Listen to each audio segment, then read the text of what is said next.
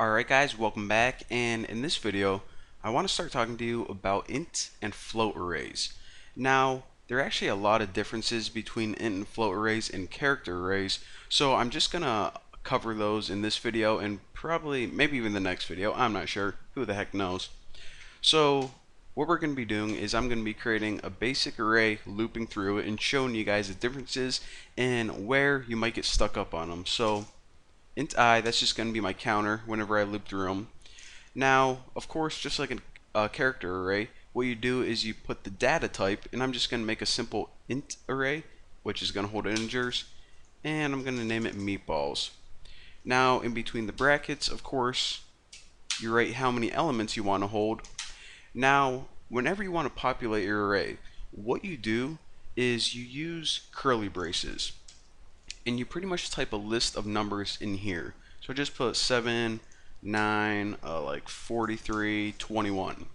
Now this, of course, is called initializing the array. Pretty much the spot where you create the array. Simple enough. Now, one other major difference I want to point out is int and float arrays are different than character arrays because they don't have that null character at the end. They don't have that null zero.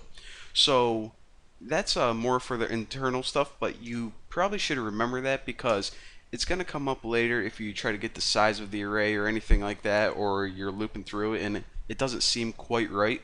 So just remember, whenever you're working with numbers in an array, there is no null zero.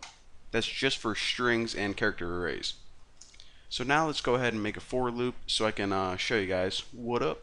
And in 0, and I'll put I is less than 4 and I plus plus. And in a second I'll show you guys how to populate an array through a loop. It's kind of different than this line right here. But for now we'll just printf.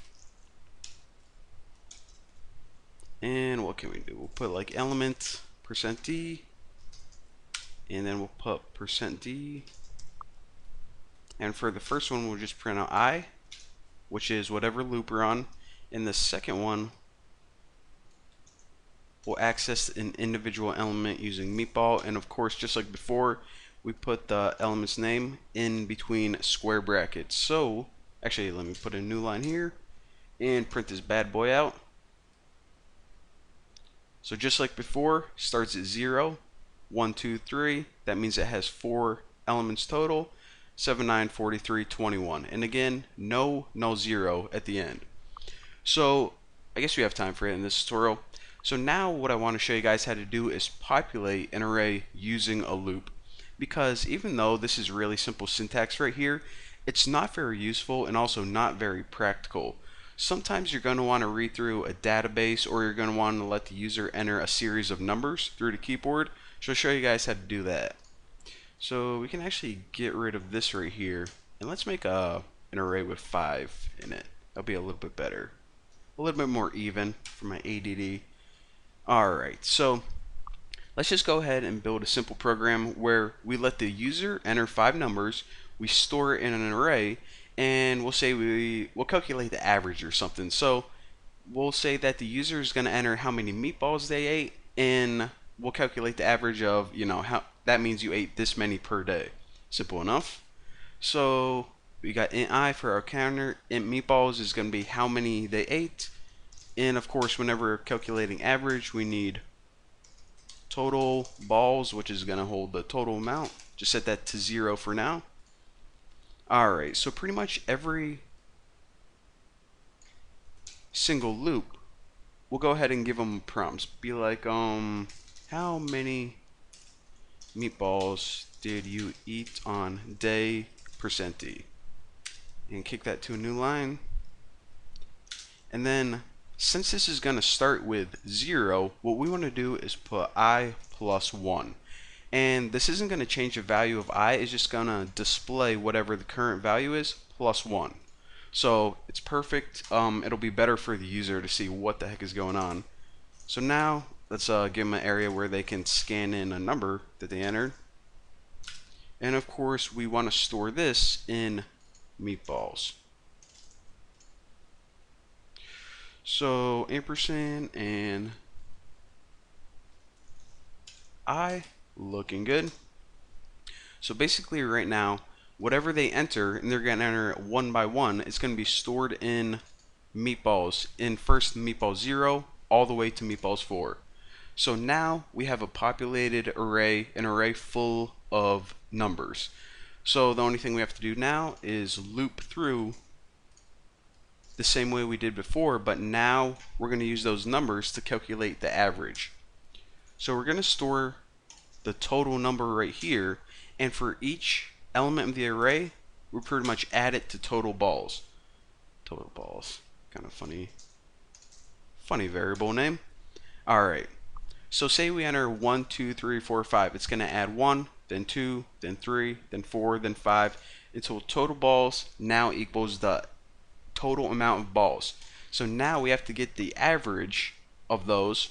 So int, make a new variable for our average, and set this equal to, of course, you guys know how to calculate average, the total over how many days. Well, we inputted 5 different numbers, so that means 5 different days, and now we just print this crap out on the screen.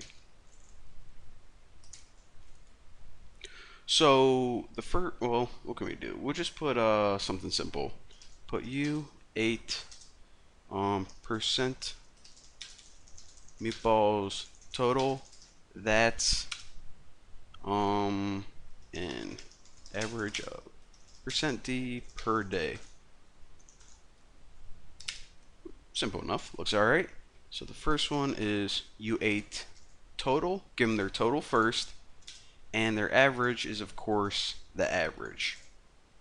And kick that to a new line because it's bugging me. And actually, I want to put this on a new line. Give myself a little bit of space to work with. So now, if everything looks good, alright, I think I'm good to go. So how many meatballs did you eat on day 1? I only ate 12.